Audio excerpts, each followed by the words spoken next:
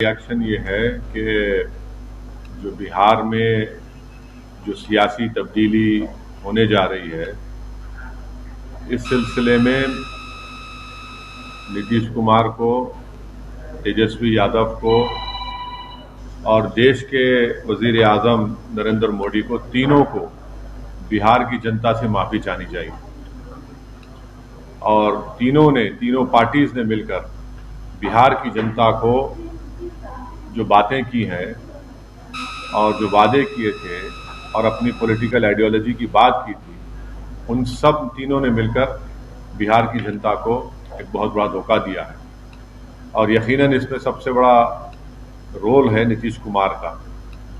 नीतीश कुमार कल तक हमको गाली देते थे कि ओवैसी बी टीम है।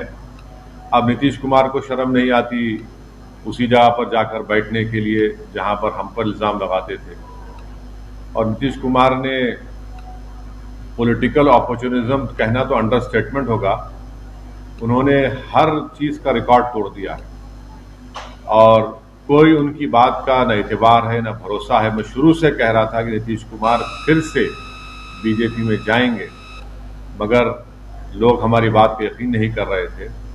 अब हम तेजस्वी यादव से पूछना चाह रहे हैं कि बताओ कैसा लग रहा है आपको? अभी आपने हमारे 4 एमएलए को तोड़ा था, अब आपको कुछ दर्द हो रहा है सीने में?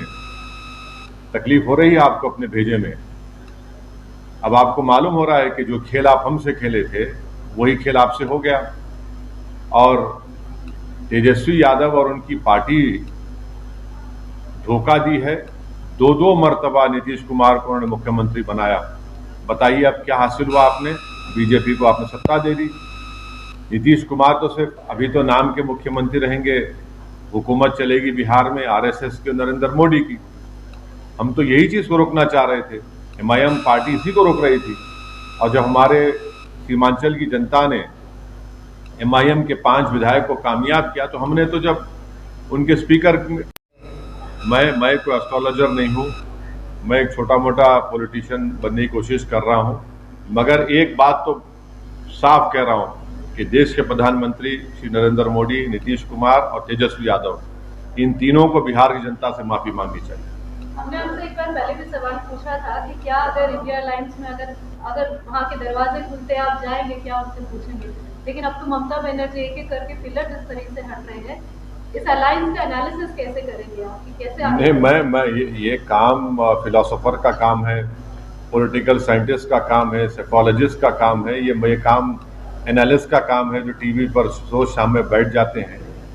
तो मैं इस पर कुछ नहीं बोल सकता, मगर ये मैं देख रहा हूँ ये सब तमाशे जो हो रहे हैं ना, ये जो सब खेल खेला जा रहा है मुसलमानों से और सेकुलर समाज से, जो ये तमाशे किए जा रहे हैं, देख रहा है देश, देख रहा है।